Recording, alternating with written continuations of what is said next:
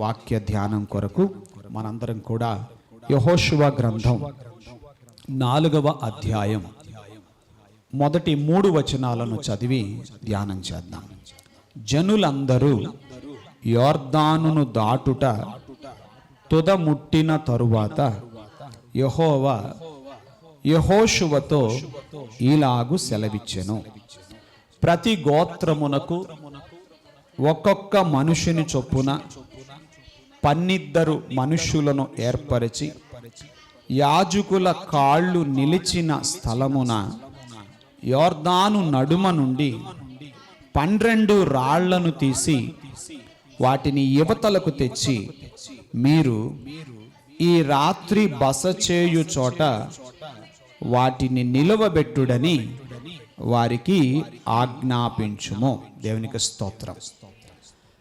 ఈ ఉదయకాలం మనం చదువుకున్నటువంటి ఈ వాక్య భాగము యొక్క క్లుప్త నేపథ్యాన్ని మీకు వివరించి వివరణలో ముందుకు సాగుతాను. మనందరం ఎరిగి ఉన్నట్లుగా బైబిలు గ్రంథములో కొన్ని పుస్తకాలకు అందులో ఉన్న విశేషాలను బట్టి బైబిలు పండితులు కొన్ని పేర్లు పెట్టారు. అంటే ఆల్రెడీ ఉన్న పేర్లకు తోడు మరి కాస్త అర్థవంతంగా వివరణాత్మకంగా ఉండటానికి కొన్ని పేర్లు పెట్టారు. అలా ఇవ్వబడిన పేర్లలో యెహోషువ గ్రంథానికి ఉన్న పేరు మరొక నామము ఏంటంటే విజయముల పుస్తకము. మంచిది, మీరందరూ జ్ఞాపకం పెట్టుకున్నందుకు ప్రభు మిమ్మల్ని దీవించును గాక. విజయముల పుస్తకం, బుక్ ఆఫ్ విక్టరీస్ అని పిలుస్తారు, విజయముల గ్రంథం. మరి ఈ విజయముల గ్రంథములో నాయకుడైన యెహోషువకు దేవుడు తన ఏర్పాటు చొప్పున నిబంధన జనాంగమైన ఇశ్రాయేలీయులను వాగ్దత్త భూమిలోనికి నడిపించటం కోసం మోషే తరువాత యెహోషువను ఏర్పాటు చేసుకుని ఆయన ద్వారా తన పనిని జరిగిస్తూ ఉన్నారు. అలా పని జరిగిస్తూ ఉన్న క్రమములో దేవుడు యెహోషువకు ఒక ఆజ్ఞ ఇచ్చాడు.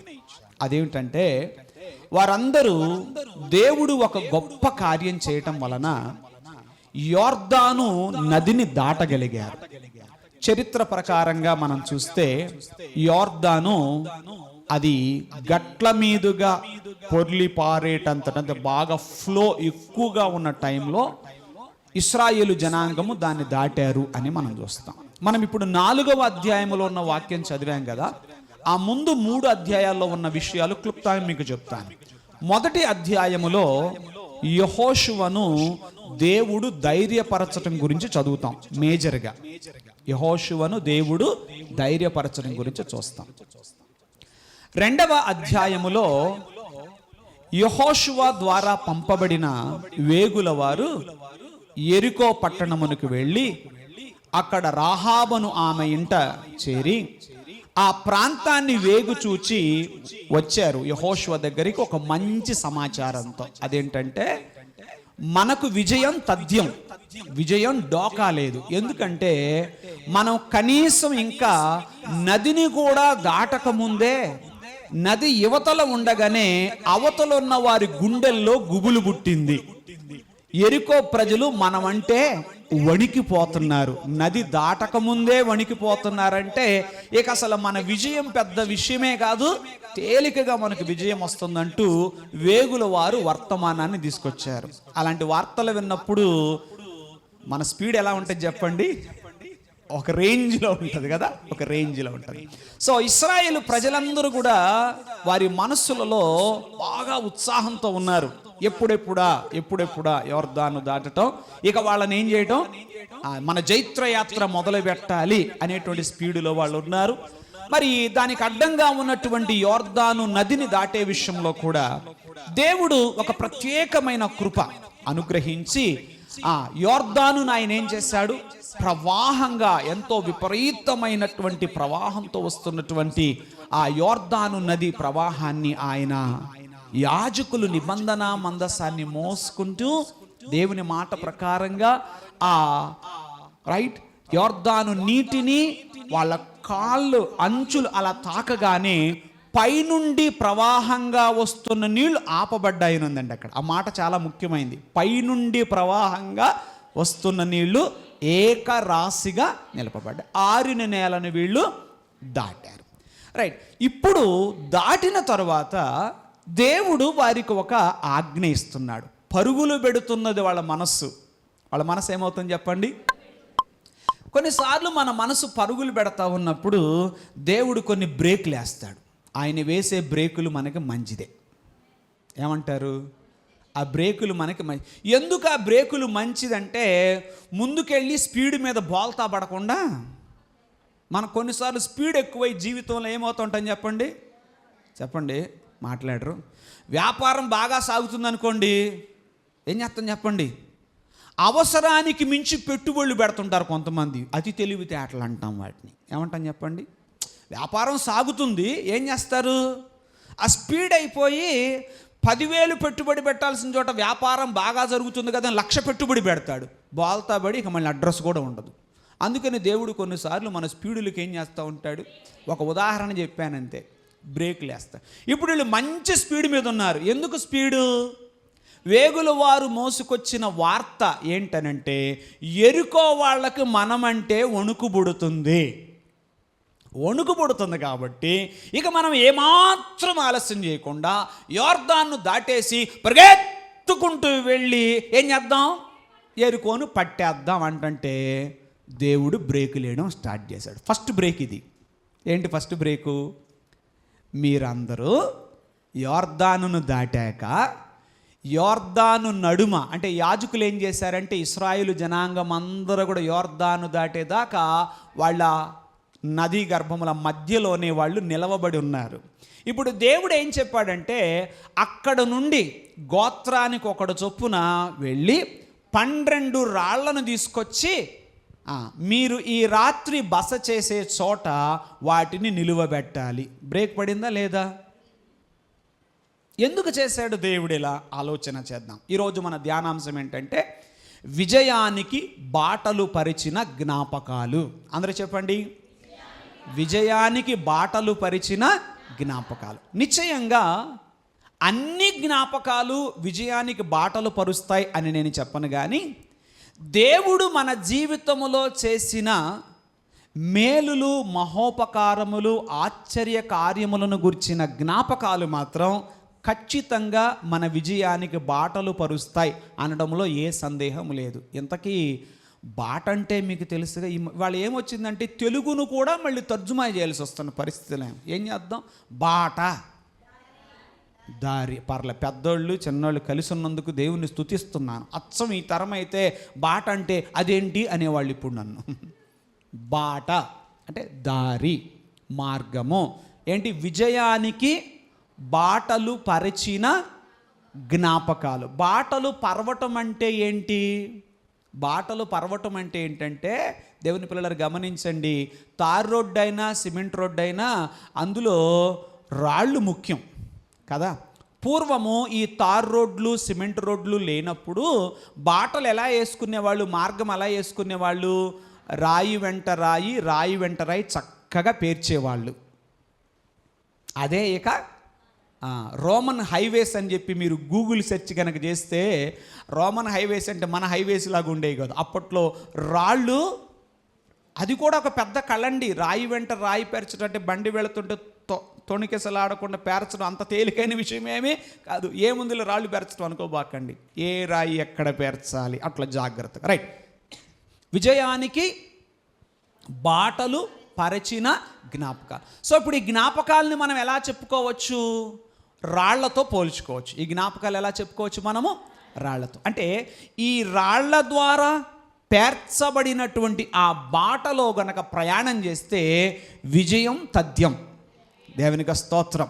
ఇప్పుడు అలా దేవుడు వారికి చెప్పిన మాట ఏంటంటే, యోర్దాను నదీ గర్భములో నుండి ఒక 12 రాళ్లను మీరేం చేయాలి? తీసుకొచ్చి, బయటికి తీసుకొచ్చి ఈ రాత్రి మీరు బస చేసే చోట వాటిని నిలువబెట్టించాలి. రైట్. మీరు వాక్యం అక్కడ తర్వాత చదవండి, బాగా చదివితే యెహోషువ ఏం చేశాడంటే, ఒక 12 ఏమో ఒడ్డున నిలవబెట్టించాడు, ఇంకో 12 ఏమో యాజకులు నిలబడిన చోటనే పేజీ. 2 సెట్స్ అనమాట. 2 సెట్స్. ఒక సెట్ ఏమో చెప్పండి నదీ గర్భములు, యాజకులు నిలబడిన చోట. ఇంకొక సెట్ ఏమో సెట్ ఆఫ్ 12 ఎక్కడ యాజకులు నిలబడిన చోట, మరో సెట్ ఆఫ్ 12 ఏమో, మరో 12 రాళ్ళేమో వారు బస చేసిన. ఎందుకు ఇలా 2 డజన్లు 2 సెట్లు ఎందుకు ఇలా పెట్టించాడు? కారణం ఏంటంటే ఇశ్రాయేలులు ఎప్పటికీ మరిచిపోకుండా. ఆ పర్పస్ కూడా దేవుడు చెప్పారు. ఏమనంటే భవిష్యత్ కాలములో మీ పిల్లలు ఎప్పుడైనా ఈ రాళ్ళు ఎందుకు ఇక్కడ నిలవబెట్టించారు అని ఎవరైనా అడిగితే అప్పుడు మీరు చెప్పాలి, నాయనలారా మనము ఈ రోజున ఇక్కడ ఉన్నామంటే అది దేవుని కృప వలన మనం ఉన్నాము. అసలు ఈ యోర్దాను దాటగలిగే పరిస్థితి మనకు లేదు. అలాంటి సమయంలో దేవుడు ఆ రోజున మనందరి పక్షంగా ఇంతటి గొప్ప అద్భుతము చేశాడు. ఏ బ్రిడ్జీలు లేవు నాయనా ఆ రోజుల్లో, ఏం లేవు, ఏ బ్రిడ్జీలు లేవు నాయనా. మరి బ్రిడ్జీలు లేని రోజుల్లో 20 లక్షల మంది మీ దగ్గరగా మేమందరం ఉన్నాము, మేమందరము దాటగలిగామనంటే ఎలా దాటగలిగాం మేము అంటే దేవుడు ప్రవాహము, యోర్దాను ప్రవాహమును పైనుండి పారుచున్న నీళ్లను ఆయన ఏకరాశిగా నిలిపాడు. మేము ఆరిన నేలను దాటాము. ఇదిగో ఈ డజను రాళ్ళు అక్కడివి. ఆమేన్. అంతేకాదు ఇంకొక విషయం, యోర్దాను కరువు కాలములో అది ఎండిపోయిన స్థితులు అక్కడ కూడా ఇంకొక 12 ఉన్నాయి. అవెందుకు? అవి దేన్ని సూచిస్తున్నాయి అంటే ఇదిగో యాజకులు ఇక్కడ నిలబడితే మనం దాటగలిగాం. మొత్తం మీద అదంతా కూడా ఒక జ్ఞాపకం కొరకు చేయమన్నాడు ప్రభు. దేవుని పిల్లలారా, ఖచ్చితంగా మన జీవితంలో ప్రభు చేసిన మేలులను గురించి మనము మన బిడ్డలతో పంచుకోవాలి అనే విషయము ఎప్పుడు కూడా మీ హీరోయిక్ ఫ్యాక్ట్స్ అంటే నా శక్తి చేత నా బలము చేత నేను ఇది చేశాను అనే మాట కాదు చెప్పాల్సింది. మనం ఏం చెప్పాలి? దేవుని కృప వలన నేను ఇది చేయగలను. దానివలన ఏంటి ప్రయోజనం అంటే మీరెప్పుడు మీ పిల్లలతో ఎల్లకాలం ఉండలేరుగా. ఉండగలరా? ఎవరైనా రాసిస్తారా? ఏమైనా డాక్యుమెంట్ ఏదైనా? ఎవరు ఉండలేం కదా, ఎవ్వరూ ఉండలేం. కానీ ఎల్లకాలము మన బిడ్డలతో ఉండేవాడు దేవుడు. నేనంటాను, మన పిల్లలు మన మీద ఆనుకొనుట కంటే దేవుని మీద ఆనుకొనుట వారి భవిష్యత్తుకు మంచిది. తల్లిదండ్రులైన వాళ్ళందరూ చెప్పండి. ఏం నోరు రావట్లేదు? తల్లిదండ్రులైన వాళ్ళందరూ చెప్పండి, మన పిల్లలు మన మీద ఆనుకోవటం కంటే దేవుని మీద ఆనుకుంటే వాళ్ళ భవిష్యత్తు బాగుంటుంది. మీ మీద ఆనుకుంటే ఏం చేస్తారు? మీరు సతికిల పడతారు, వాళ్ళను కూడా ఏం చేస్తారు? అదే పని చేస్తారు. అదే దేవునిపై ఆనుకుంటే వారి భవిష్యత్తుకు మీరు బంగారు బాట వేసినట్టే. మీలో చాలామంది ఏమనుకుంటున్నారంటే 10 లక్షలు సంపాదించానండి. ఎంత సంపాదించావు? 10 లక్షలు సంపాదించాను. బంగారు బాట వేసావు. 10 లక్షలు ఆవిరైపోవడానికి ఒక్క పూట చాలు. ఒక బుద్ధిహీనమైన నిర్ణయం చాలంటారా? ఒక్క బుద్ధిహీనమైన నిర్ణయం 10 లక్షలను ఒక్క పూటతో ఏం చేస్తుంది? లేపేస్తుంది. అలా కాకుండా దేవుని ఎడల భయభక్తులు గలవారుగాను, దేవుని పరాక్రమపై ఆనుకునేవారుగాను, దేవునిని ఆధారం చేసుకునే వారినిగా మన బిడ్డలను గనక మనం ట్రైనప్ చేస్తే వారి భవిష్యత్తు బాగుంటుంది. దేవునికి స్తోత్రం. సో ఈ రాళ్లను ఎందుకు నిలవబెట్టించమన్నాడు? కారణం ఏంటంటే వాళ్ళ భవిష్యత్తు విజయానికి ఇది ఒక పునాది లాంటిది. ఆమేన్. ఇది బాటను, ఒక జ్ఞాపకం. ఏంటి ఆ జ్ఞాపకం? అక్కడ స్పష్టంగా చెప్పారు, పర్పస్ కూడా ప్రభువు చెప్పారు. ఏంటంటే 6వ వచనంలో, ఇక మీదట మీ కుమారులు ఈ రాళ్ళెందుకని అడుగునప్పుడు మీరు యెహోవా మందసము నెదుట యోర్దాను నీళ్లు ఏకరాశిగా ఆపబడెను. ఆమేన్. హల్లెలూయా. ఆ మాట మీరు చెప్పాలి. పర్పస్ కూడా చెప్పాడు. రాళ్ళు ఎందుకు అని అడిగితే పూజించటానికి కాదు. రాళ్ళు ఎందుకు? పూజించటానికి కాదు. ఆ రాళ్ళు ఎందుకు నిలవబెట్టింది? జ్ఞాపక సూచనగా ఉండటం కోసము నిలవబెట్టాడు. దేవుని పిల్లలారా, అలాంటి జ్ఞాపకాలు మీ బిడ్డలకు మీరు అందిస్తున్నారా? న్యాయాధిపతుల గ్రంథములో మనం చదువుతాం. న్యాయాధిపతుల గ్రంథములో ఇదే యెహోషువ గ్రంథం తర్వాత ఉంది న్యాయాధిపతుల గ్రంథం. దాని పేరు ఏంటంటే బుక్ ఆఫ్ ఫెయిల్యూర్స్. ఇదేమో బుక్ ఆఫ్ విక్టరీస్ అయితే అది బుక్ ఆఫ్ ఫెయిల్యూర్స్, వైఫల్యముల గ్రంథం. ఎందుకు అలా వైఫల్యములు కలిగినాయి అంటే ఇంత చెప్పినా కూడా వాళ్ళు తమ పిల్లలకు ఏం చేయలేదు, అవి నేర్పించాలి. ఒకసారి న్యాయాధిపతుల గ్రంథం తీయండి. న్యాయాధిపతుల గ్రంథములో అక్కడ మనకుంటుంది ఒక మాట ఏంటంటే, ఇశ్రాయేలు జనాంగము వారి పిల్లలు వాళ్ళు తమ పూర్వీకుల పట్ల ప్రభువు చేసినటువంటి కార్యములను ఎరుగని తరం ఒకటి పుట్టిందట. 2వ అధ్యాయం 10వ వచనం చదవాలి. ఆ తరము వారందరూ తమ పితరుల యొద్దకు చేర్చబడిరి. వారి తరువాత యెహోవానైనను, మీరు బాగా చదవాలి, యెహోవానైనను ఆయన ఇశ్రాయేలీయుల కొరకు చేసిన కార్యములనైనను ఎరుగని తరం ఒకటి పుట్టిందంట. ఎట్ట పుట్టింది? ఇట్టాటి తరం తయారవడానికి కారణం ఎవరు? ప్లీజ్, ఈ మధ్య చాలామంది నోట ఒక మాట వినబడుతుంది. ఎవరైనా పిల్లలు తప్పు చేశారు అంటే అందరూ ఏమన్నారంటే, అసలు అనాల్సింది వీళ్ళని కాదు, అసలు అనాల్సింది వీళ్ళని కాదు. ఎవరిని అనాలి? తల్లిదండ్రులను అనాలి. అసలు వీళ్ళని కాదు అనాల్సింది. వీడు అర్ధరాత్రి 2ంటికి రోడ్డు మీద ఉన్నాడంటే ఎవరిని అనాలి అని అంటున్నారు. నేను అంటల్లా. చాలామంది అనుకుంటుంటే నా చెవిని పడిది మీకు చేరేస్తున్నా. ఏమంటున్నారు చెప్పండి? ఇట్లాగా మీరు తయారయ్యారంటే అసలు అనాల్సింది ఎవరిని కాదు, వీళ్ళని కాదు. ఎవరిని అనాలి? ఎందుకు ఇలాంటి మాటలు వస్తున్నాయి? ఇప్పుడు మనం చదివాం న్యాయాధిపతుల గ్రంథములో, యెహోషువ గ్రంథములో ఇప్పుడే చదివాం. దేవుడే స్వయంగా చెప్పాడు, ఈ రాళ్ళు ఎందుకని మీ పిల్లలు మిమ్మల్ని అడిగితే మీరేం చెప్పాలి? అయ్యా, యోర్దానును దాటగలిగామంటే మన బలం చేత దాటలేదు.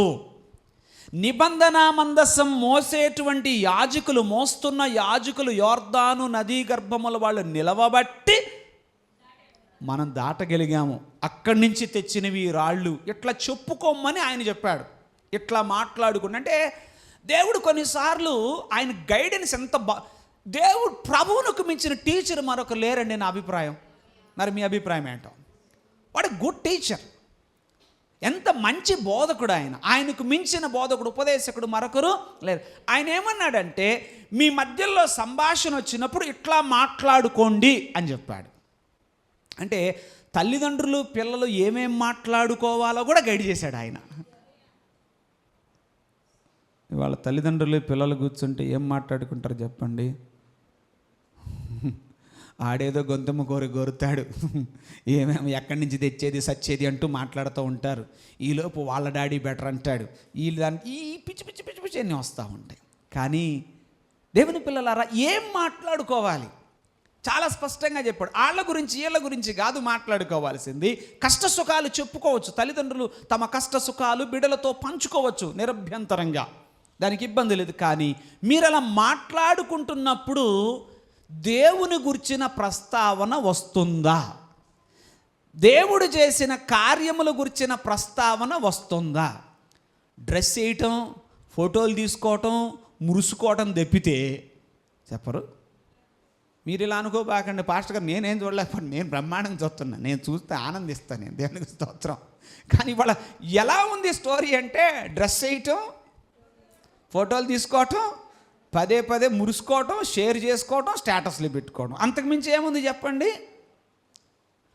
అది తప్పు పాపము అని నేను అనటంలే, గో ఎహెడ్. కానీ ఎన్నడైనా నీ బిడ్డతో, అయ్యా అమ్మా, ఈ రోజున నీకింతటి ఖరీదైన వస్త్రం నేను కొనివ్వగలిగాను అంటే, నీకింత విలువైన భోజనం నేను పెట్టగలిగానంటే, ఈ రోజున నీవు కోరింది నీకు అందిస్తున్నానంటే, ఇది నా శక్తి కాదు, ఇది నా బలము కాదు, ఇది దైవానుగ్రహము వలన నీవు పొందుకున్నావు అంటూ మనందరము మన పిల్లలతో మాట్లాడాలి.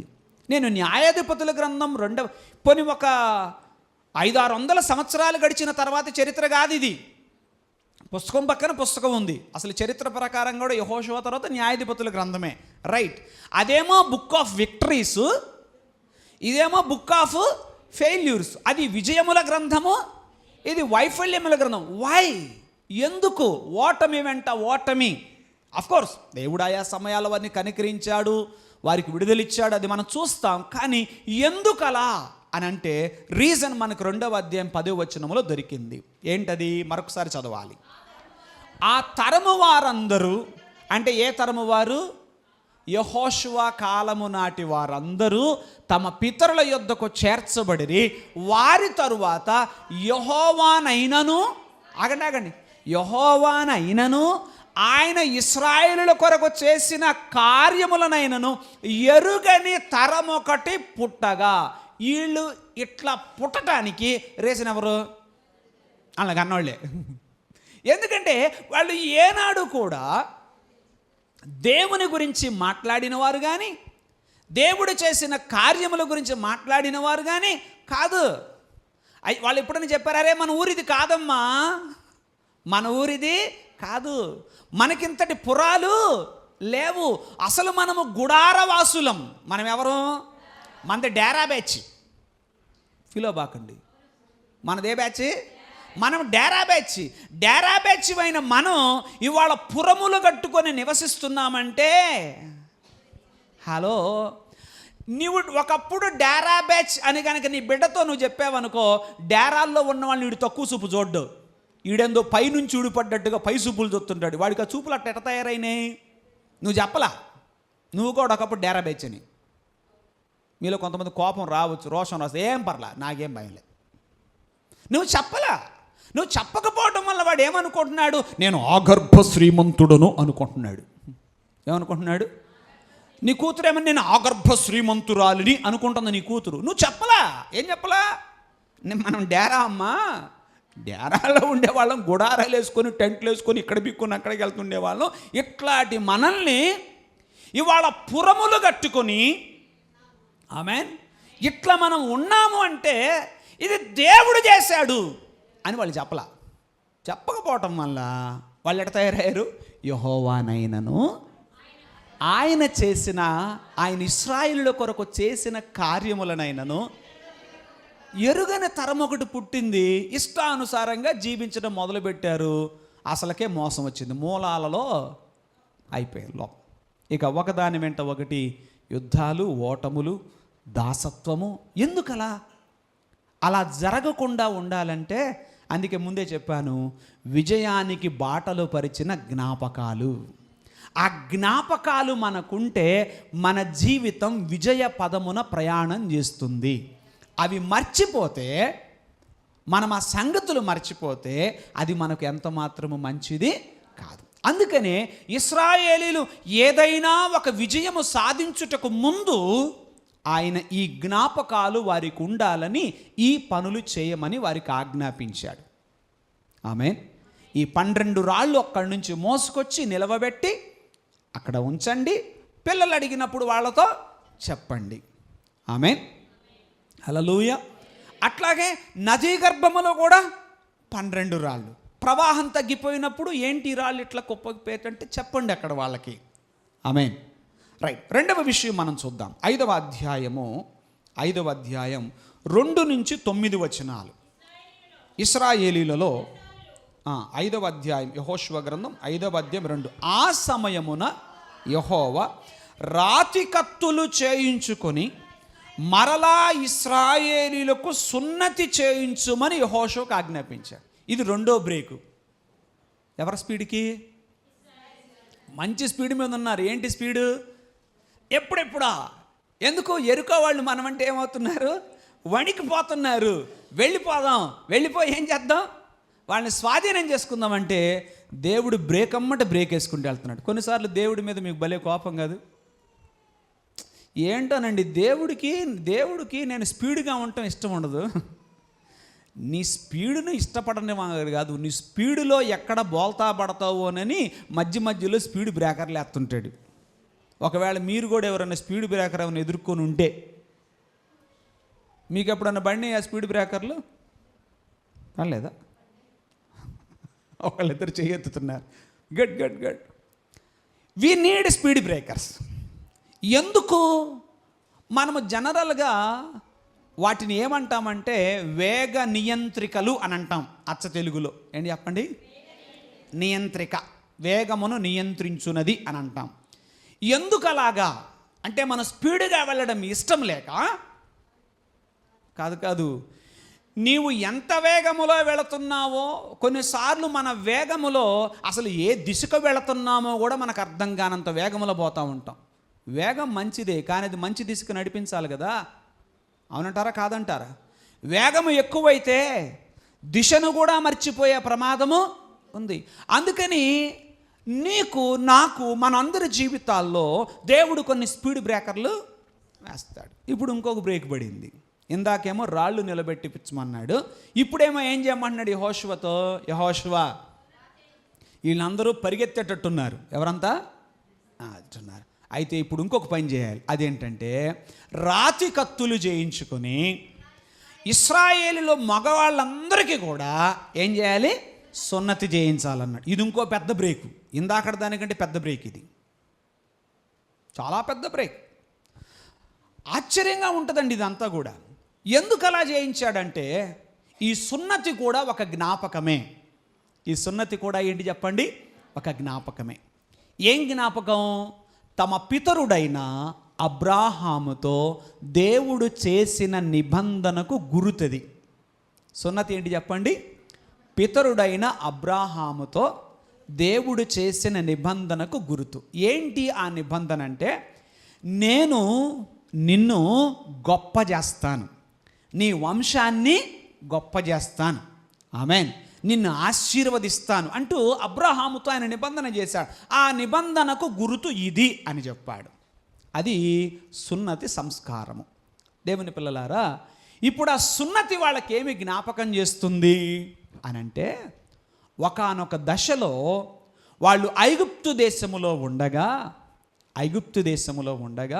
రాజైన ఫరో ఇశ్రాయేలీలలో అసలు మగపిల్లాడన్నాడే ఉండకూడదు అనేటువంటి స్థాయిలో ఒక మారణ హోమమును జరిగించాడు. మరి అంతటి మారణ హోమము జరిగినప్పటికీ ఇవాళ ఇంతమంది మగోళ్ళు ఉన్నారంటే ఇది ఎవరి కృప? అది దేవునికి స్తోత్రం. అంటే ఆ సున్నతి ఏం చెప్తుందంటే, అరే బాబు, మన వంశం ఇవాళ నిలబడిందంటే అది మన బలం కాదు, మన గొప్పతనం కాదు, అసలు మన వంశమే అంతరించిపోయేటటువంటి పరిస్థితి. అక్కడ బయట వారు నిలబడి ఉన్నారు, వారికి ఒక చైర్ అందించండి. కొంచెం గమనించుకోండి, రైట్, అర్థం చేసుకోండి. మన వంశము అంతరించిపోయే స్థితి. ఫరో కాలములో మన ఇశ్రాయేలు జనాంగములో మగవాడన్నవాడే లేకుండా ఆయన మారణ హోమం జరిగించాడు. అంతటి మారణ హోమాన్ని కూడా మనం అధిగమించి ఇవాళ ఇంతమందిని తయారయ్యామంటే ఆమేన్, ఇది ఎవరు చేశారు? దేవుడు చేశాడు. అంటే దేవుడు నీతో ఒక నిబంధన చేసినప్పుడు ఈ లోకములో ఎన్ని శక్తులు, ఎంతటి బలమైన శక్తులు ఏకమైన నిన్ను నిర్మూలము చేయలేవు. సో నీవు నిర్మూలము కాకుండా ఉన్నావు అని అంటే అది నీ గొప్పతనం కాదు, అది నీ శక్తి కాదు, నీ బలం కాదు. నిన్ను నిర్మూలము కాకుండా నీ వంశాన్ని ఆయన నిలబెట్టాడు. గనుక ఆ నిబంధనను జ్ఞాపకం చేసుకుంటూ ఇప్పుడు ఏం చేయండి? సున్నతి చేయించండి. పైగా ఈ సున్నతి కార్యక్రమం ఇప్పుడు మంచిది కాదు లెక్క ప్రకారం అయితే. ఎందుకంటే వాళ్ళు మరికొత్త సమయములో యెరికో మీద వాళ్ళు ఏం చేయబోతున్నారు? యుద్ధం చేయబోతున్నారు. మరి ఇలాంటి దశలో ఇలాంటి కార్యక్రమాన్ని చేపట్టడం చాలా ఇబ్బంది. కానీ ఎందుకు దేవుడు అలా చేశారంటే, వీళ్ళెంత మాత్రమును తమ బలమును కాకుండా దేవుని బలమును ఆధారం చేసుకోవాలని కోరుకున్నాడు. అంటే వాళ్ళ సెల్ఫ్ కాన్ఫిడెన్స్ని స్ట్రిప్ చేసి విరిచివేసి మామూలుగా ఏమనుకున్న వాళ్ళు, మగాళ్ళం, మేమందరం కలిసి ఏం చేసాం? యుద్ధం చేసి యెరికోను పట్టామంటారు. ఇప్పుడు మగాళ్ళందరూ ఏమయ్యారు చెప్పండి? ఆల్ మగాళ్ళు బికేమ్ వీక్. ఆల్ మేల్స్, మగవాళ్ళందరూ కూడా సో గమనించండి, సెల్ఫ్ కాన్ఫిడెన్స్ ఏమంటుందంటే ఐ కెన్ డూ ఇట్ అంటుంది అండి. అంటే మీరు అనొచ్చు, పాస్టర్ గారు సెల్ఫ్ కాన్ఫిడెన్స్ మంచిది కాదా అంటే, సెల్ఫ్ కాన్ఫిడెన్స్ పర్లేదు కానీ ఓవర్ కాన్ఫిడెన్స్ మాత్రం మంచిది కాదు.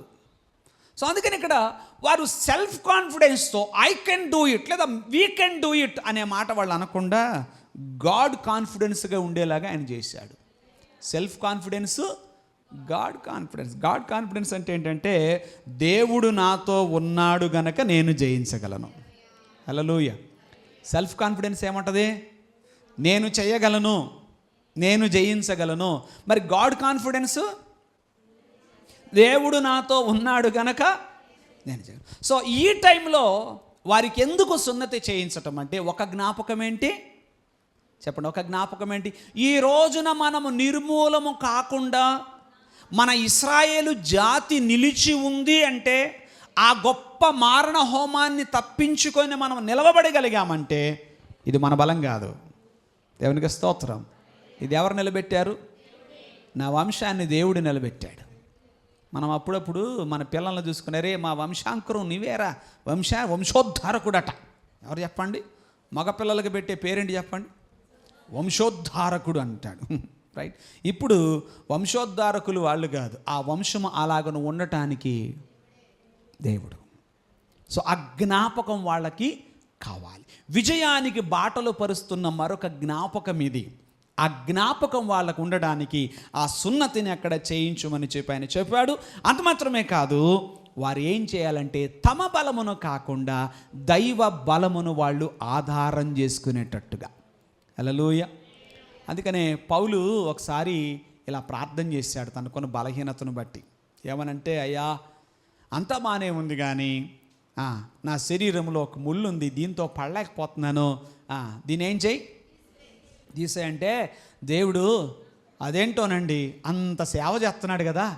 ఎవరు? కొన్నిసార్లు మన బాధ కూడా అదే, నేను ఇంత సేవ చేస్తున్నాను కదా దేవునికి, నేను ఎంత బాగా, నాకెందుకు ఈ ముళ్ళు దేవుడు పెట్టాడు, నన్నెందుకు దేవుడు ఇలాగా ఉంచాడు అని మనం చాలాసార్లు ఆలోచన చేస్తాం. మరి అంతటి పౌలు ఆయన ప్రార్థన చేస్తే ఎంతోమందికి అద్భుతాలు జరిగాయి, ఎంతోమందికి స్వస్థతలు జరిగాయి. కానీ తన కొరకు తాను అడిగితే దేవుడు అన్నాడు, నా కృప నీకు చాలన్నాడు. ఇదేం క్వశ్చను, అదేం ఆన్సరు? ఏమండి, ఈయన అప్లికేషన్ ఏంటి అంటే, ఒక రకంగా చెప్పాలంటే అది అట్లా ఉండని అని అన్నాడు. అయితే పౌలు దాన్ని అర్థం చేసుకుని ఒక మాట అంటాడు, దానికి రీజన్ కూడా చెప్తాడు. కొరింథీ పత్రికల తర్వాత చదువుకోండి. నాకు కలిగిన ప్రత్యక్షతలు విశేషముగా ఉన్నందున నేను హెచ్చిపోకుండు నిమిత్తము, చాలా స్పష్టంగా చెప్తాడు. ఏమంటాడు? నాకు కలిగిన ప్రత్యక్షతలు విశేషముగా ఉన్నందున నేను హెచ్చిపోకుండు నిమిత్తము, నాకు శరీరములో ముళ్ళు ఉంచబడి. ఎందుకు ఈ ముళ్ళు అంటే, నీవు హెచ్చిపోకుండుటకై. ఇప్పుడు ఈ టైంలో వారికి సున్నతి నిర్వహించడానికి గల కారణం ఏంటి అని అంటే, ఈ కార్యక్రమాన్ని జరిగించడానికి గల కారణం ఏంటంటే, వారు తమ బలమును బట్టి గర్వించకుండుటకు దేవుని బలమును ఆధారం చేసుకొనడానికి ఆయన ఆ సున్నతి కార్యక్రమాన్ని అక్కడ నిర్వహించమని చెప్పాడు. దేవునికి స్తోత్రం. మొదటిది యోర్దానును దాటడం, అది దేవుని కృప వలననే సాధ్యమైందన్న జ్ఞాపకం వాళ్ళకు కలగాలి. రెండవది, అసలు వారి వంశం, వారి జాతి నిలవబడిందంటేనే దానికి గల కారణం దేవుని కృపని వాళ్ళు జ్ఞాపకము పెట్టుకోవాలి. ఇక మూడవది మనం చూస్తే ఏంటండి, 2 స్పీడ్ బ్రేకర్లు అయినాయి, ఇంకోటి కూడా వేసాడు దేవుడు. చూద్దాం, ఇంకొకటి చూద్దాం. అదేంటంటే 5వ అధ్యాయంలోనే 10వ వచనం. ఇశ్రాయేలీలు గిల్గాలులో దిగి ఆ నెల 14వ తేదీని సాయంకాలమున యెరికో మైదానములో పస్కా పండుగను ఆచరించి, ఇది ఇంకో స్లో, ఇది ఇంకొంచెం ఏం చేసింది మళ్ళీ పస్కా. మామూలుగా అయితే మనం ఏమనుకుంటాం, వెళ్ళొచ్చాక చేద్దాం. ఎప్పుడు చేద్దాం? మనం ఎన్నిసార్లు అనుకుంటాం, వెళ్ళొచ్చాక ప్రార్థన చేద్దాం. ఎప్పుడు చేద్దాం? వెళ్ళొచ్చాక ప్రార్థన చేద్దాం. అంటే మన స్పీడ్ అట్లా ఉంటుంది కొన్నిసార్లు. మన స్పీడ్ ఎలా చేద్దాం, చేయనంటున్నానా ఏంటి, చేస్తా, ఎప్పుడు చేస్తాను, నువ్వు వెళ్ళి వస్తే కదా మళ్ళీ చేయడానికి. ఆమేన్. మీకు అది అర్థమైంది అనుకుంటాను. నువ్వు వెళ్ళి వస్తే కదా చేయడానికి. సో ఇప్పుడు మీరు గమనించండి, పస్కాను వాళ్ళు ఎప్పుడు ఆచరిస్తున్నారు? వాళ్ళు ఇంకా యెరికోను ఎదుర్కొనక ముందే ఆ సమీపంగా ఉన్న మైదానంలో వారు ఏం చేస్తున్నారు? పస్కాను ఆచరిస్తున్నారు. ఇది ఇంకొక జ్ఞాపకం. ఇదే జ్ఞాపకం చెప్పండి, ఇదేమి జ్ఞాపకం అనంటే, దేవుని పిల్లలారా, ఐగుప్తు దేశములో వారు ఉండగా ఫరో ఎదుట 50 మంది ఐగుప్తీయుల ఎదుట దేవుడు ఎన్నో మహత్కార్యాలు జరిగించినా వాళ్ళు లొంగల, సూచక్రియలు జరిగించిన వాళ్ళు లొంగల. ఈ మారు దేవుడు ఏం చేశాడంటే, ప్రతి ఐగుప్తీయుని ఇంట మరణ మృదంగం మోగేటట్లు చేశాడు. ప్రతి ఐగుప్తీయుని ఇంట. సో యావత్ ఐగుప్తు దేశములో ప్రతి ఐగుప్తీయుని ఇంట మరణ మృదంగం మోగుతున్న వేళ ఆ మరణ మృదంగపు ధ్వనుల మధ్య విజయోత్సవముతో వీళ్ళు బయటకు వచ్చేలాగా ప్రభు చేశాడు. దేవునికి స్తోత్రం కలుగునుగా. అది పస్కా యొక్క జ్ఞాపకం. ఏంటంటే ఐగుప్తీయుల యొక్క తొలిచూలులందరూ, వారి పశువులలో కూడా తొలిచూలంతా హతమవగా వీళ్ళందరూ కూడా ఎంతో జయ జయ ధ్వనులతో ఆ మరణ మృదంగం ఒకవైపు మోగుతుంటే వాటి మధ్యలో నుంచి వాళ్ళని ఆయన ఏం చేశాడు? విడిపించాడు, వారిని దాటించాడు. ఓ రకంగా చెప్పాలంటే మరణమును దాటించాడు. హల్లెలూయా. దాటించాడు. దానిని గుర్చిన జ్ఞాపకం. హల్లెలూయా. సో ఆ పస్కాను వాళ్ళక్కడ జరిగించారు. ఎందుకు ఇలా రాళ్ళు నిలవబెట్టడం ఏంటి, సున్నతి జరిగించటం ఏంటి, పస్కాను జరిగించడం, ఇవన్నీ చెయ్యాలి అని చెప్తున్నప్పుడు యెహోషువ మాటకు కొంచెమైనా చెప్పండి, కొంచెమైనా ఇది అవ్వకుండా ఏం చేశారు చెప్పండి? మీకు తెలుసా, సౌలు ఒకసారి, మనకు లోపలికి వెళితే చాలా విషయాలు దొరుకుతాయి. సౌలు ఒకసారి యుద్ధమునకు వెళ్ళబోతూ యాజకుడిని ఒకడిని పిలుస్తాడు. అసలు దేవుని చిత్తం ఏంటో విచారించమని అంటాడు. విచారించమంటే ఆయన విచారించి ప్రార్థన చేసేలోపే నీ చెయ్యి వెనుకది అంటాడు. చదువుదాం పోనీ, ఒకసారి తీయండి. సమూయేలు మొదటి గ్రంథములో ఆ మాటలు మనకు ఉంటాయి. సౌలు యుద్ధమునకు బయలుదేరుతున్నప్పుడు దేవుని చిత్తం ఏంటో ఒకసారి చూడండి, కొంచెం గమనించండి వాక్యాన్ని. దేవుని చిత్తం ఏంటో తెలుసుకోమని చెప్పి మాట్లాడతాడు. మాట్లాడినప్పుడు యాజకుడు వస్తాడు. ఆయన దేవుని చిత్తమును విచారిస్తూ ప్రార్థించే క్రమములోపే ఈ లోపుగానే సౌలు ఏమంటాడంటే, నీ చెయ్యి వెనుకకు తీయి అని అంటాడు. ఆ వాక్యాన్ని చదువుదాం. వెయిట్ ఎ మినిట్, నేను చెప్తాను. 14వ అధ్యాయం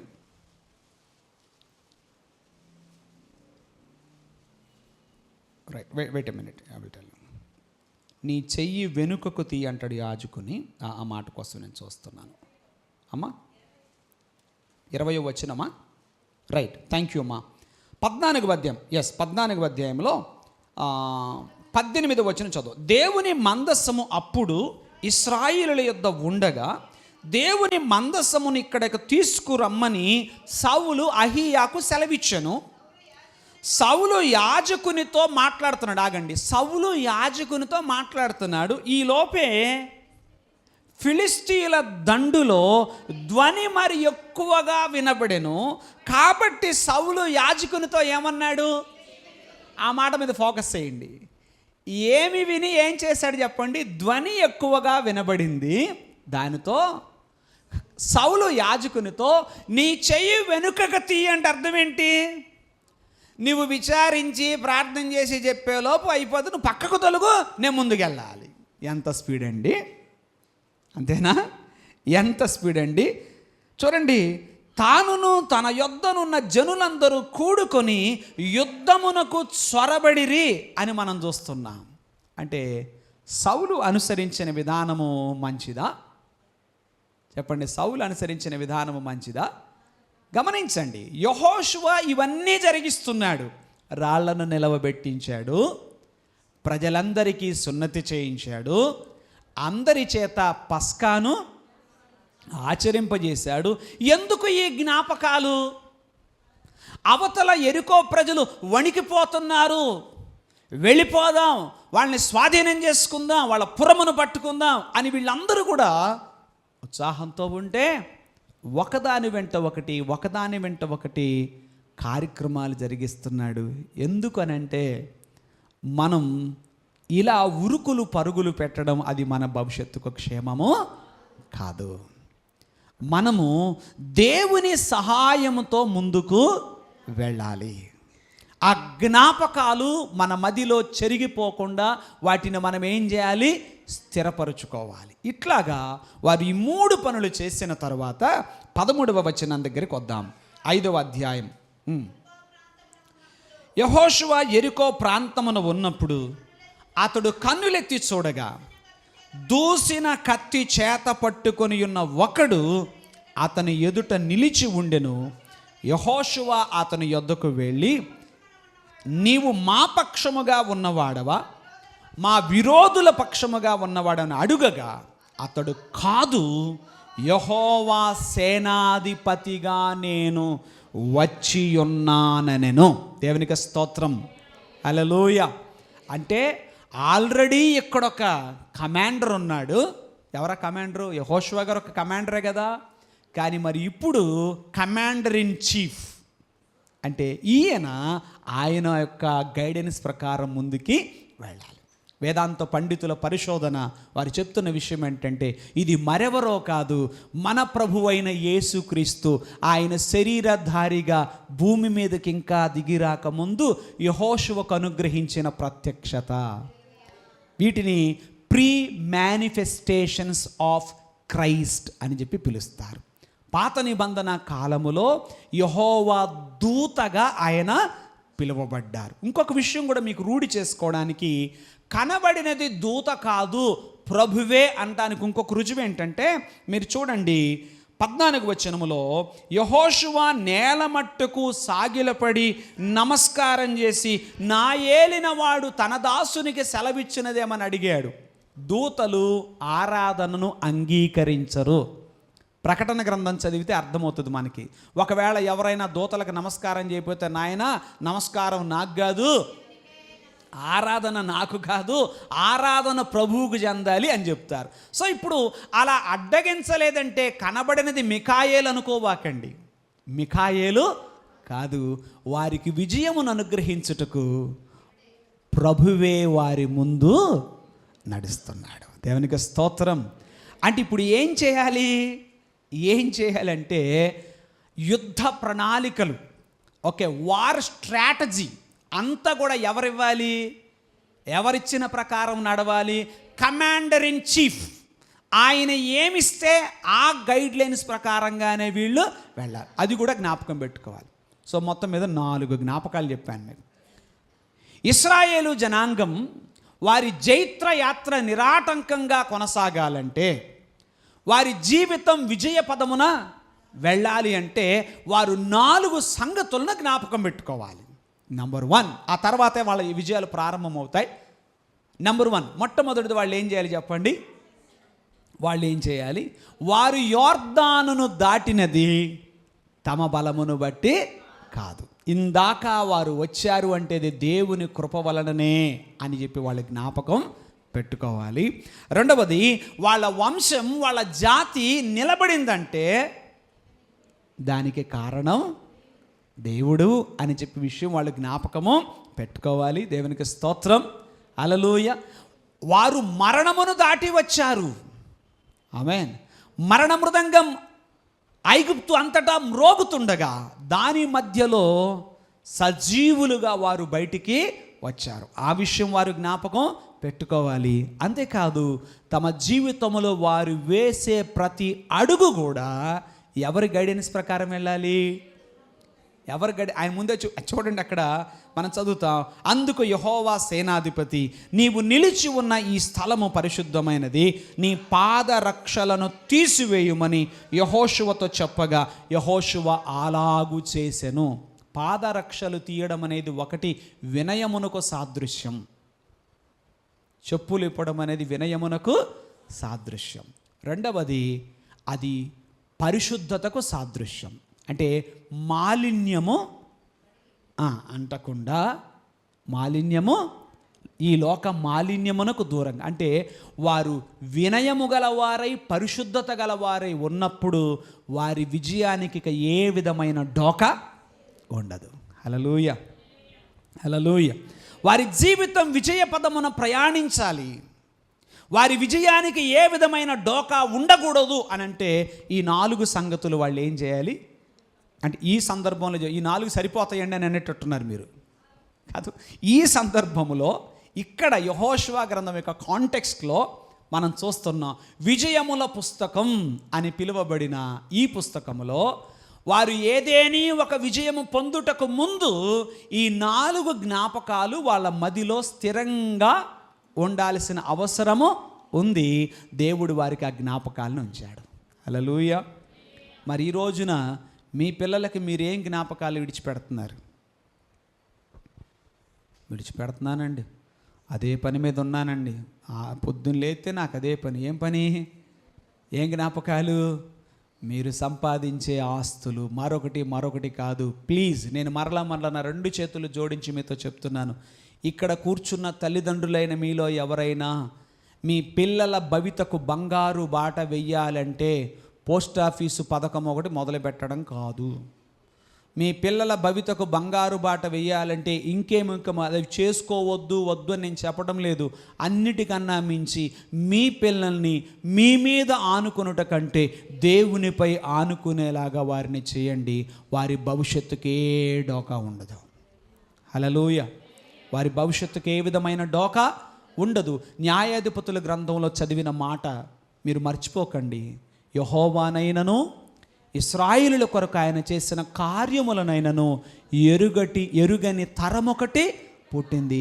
ఆ తరము యొక్క స్థితి ఎంత దయనీయంగా ఉందో మనం చూస్తున్నాం. వారలా పుట్టడానికి కారణం ఎవరంటే వారిని కన్నవారే. మనం అలా ఉండకుందుముగాక. మన బిడ్డల మదిలో దేవుని ముందు మనకుంటే ఖచ్చితంగా అవి వాళ్ళకుంటాయి, అవి వాళ్ళకి మనం చెప్తాం. కనుక మనం జ్ఞాపకం పెట్టుకుందాం. మర్చిపోకూడదంటే మంత్రం ఏమైనా ఉందా? పాస్టర్ గారు అంటారు కొంతమంది.